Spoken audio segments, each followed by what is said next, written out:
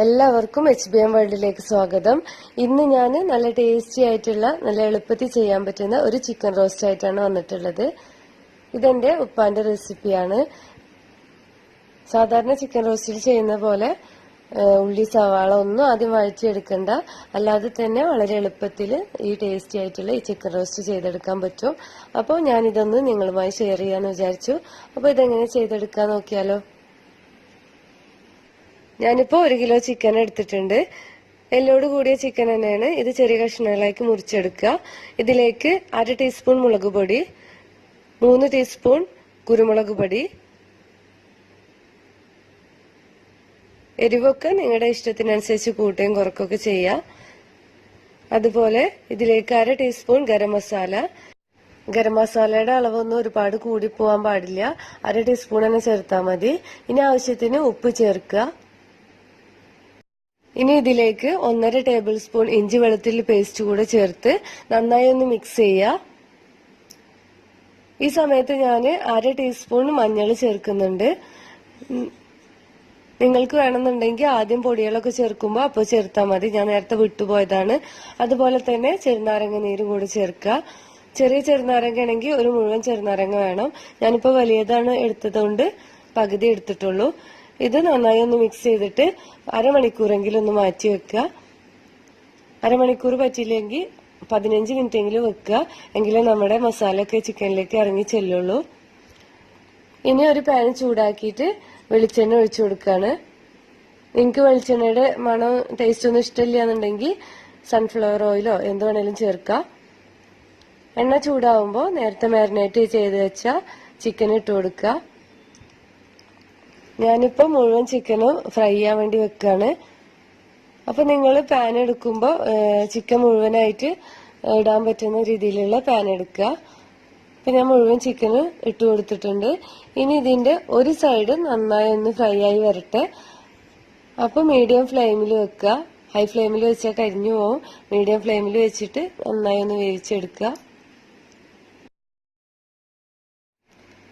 ഇപ്പൊ ഇതിന്റെ ഒരു ഭാഗം നന്നായി ഫ്രൈ ആയി വന്നിട്ടുണ്ട്. ഇനി നമുക്ക് ഇതിനൊന്ന് മറിച്ചിട്ട് കൊടുക്കുക. ചിക്കൻ ഫ്രൈ ആക്കുമ്പോൾ ഒരുപാട് ഹാർഡായി പോവാൻ പാടില്ല. കുറച്ചൊന്ന് ഫ്രൈ ആയി കിട്ടിയാൽ മതി.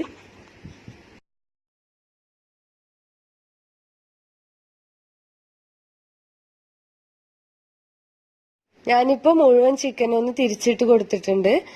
ഇനി ഇതിലേക്ക് ഒരു അല്ലി വെളുത്തുള്ളി, അതുപോലെ തന്നെ ചെറിയ കഷ്ണം ഇഞ്ചി ഒന്ന് ചെറുതായി അരിഞ്ഞത് ഇതിന്റെ മുകളിലൊന്ന് വെതറി കൊടുക്കുക.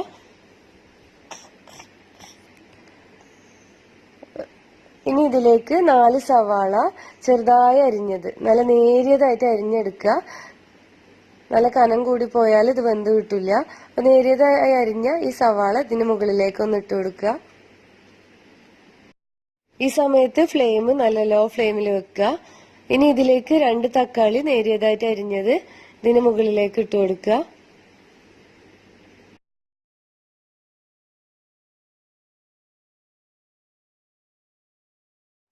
ഇനി ഇതിനെ അടച്ചു വെച്ചിട്ട് 15 മിനിറ്റ് ലോ ഫ്ലെയിമിൽ ഒന്ന് വെക്കുക. ഏകദേശം 15 മിനിറ്റ് ആയിട്ടുണ്ട്. ഞാൻ ഇതിന്റെ അടപ്പൊന്ന് തുറക്കാണ്. കണ്ടില്ലേ, ഈ തക്കാളിയൊക്കെ നല്ല വെന്തിട്ട് നല്ല സോഫ്റ്റ് ആയിട്ട് വന്നിട്ടുണ്ട്.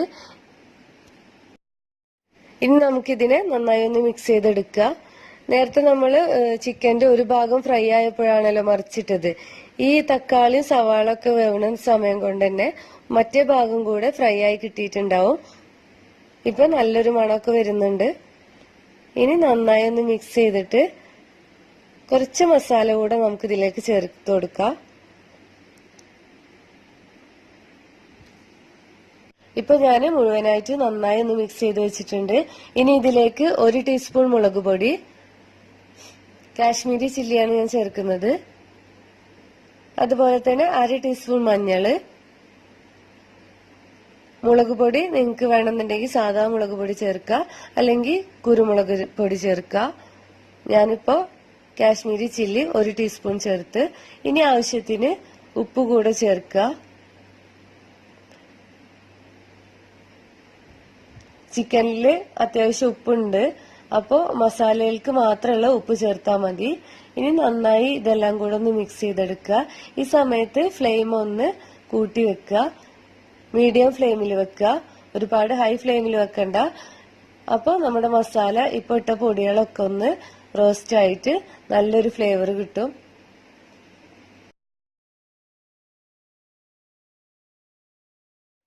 അതുപോലെ തന്നെ നമ്മളിപ്പോ ചേർത്ത മസാലയുടെ ഒക്കെ ആ പച്ചമണമൊക്കെ ഒന്ന് പോയി കിട്ടും ചെയ്യും. ഇനി ഇതിലേക്ക് 2 പച്ചമുളക് ചേർക്കുന്നുണ്ട്. പച്ചമുളക് കൂടെ ചേർത്ത് ഒന്ന് മിക്സ് ചെയ്തിട്ട് 2-3 മിനിറ്റ് ഒന്ന് അടച്ചു വെക്കുക. ഇതിന്റെ എണ്ണയൊക്കെ ഒന്ന് പിരിഞ്ഞു വരാൻ വേണ്ടിയിട്ടാണ്, ഒന്ന് സെറ്റ് ആവാൻ വേണ്ടിയിട്ട് 2-3 മിനിറ്റ് വെച്ചാൽ മതി. ഇപ്പൊ 2-3 മിനിറ്റ് വെച്ചിട്ട് ഞാൻ അതിന്റെ അടപ്പൊക്കെ ഒന്ന് മാറ്റിയിട്ടുണ്ട്. ഇനി ഇതിലേക്ക് ആവശ്യത്തിന് കറിവേപ്പില കൂടെ ചേർക്കുക. കറിവേപ്പില ചേർത്തിട്ട് ഒന്ന് മിക്സ് ചെയ്യുക.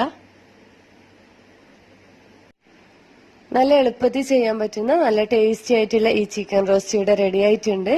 ഇനി നമുക്ക് ഫ്ലെയിം ഓഫ് ചെയ്യാം. ഞാനിതിലേക്ക് കുറച്ചുകൂടെ കറിവേപ്പില ചേർക്കുന്നുണ്ട്. അവസാനം കറിവേപ്പില ചേർക്കുമ്പോൾ ഒരു പ്രത്യേക മണമാണ് നമ്മുടെ കറിക്ക് കിട്ടുക.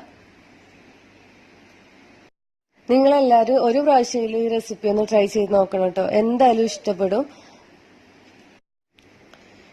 ഇത് നെയ്ച്ചോറിന്റെ കൂടെയും പൊറോട്ടയുടെ കൂടെ ചപ്പാത്തിയുടെ കൂടെ ഒക്കെ കഴിക്കാൻ പറ്റിയ നല്ലൊരു ചിക്കൻ റോസ്റ്റ് ആണ്. അപ്പൊ ഇതെല്ലാവരും ഒന്ന് ട്രൈ ചെയ്ത് നോക്കുക.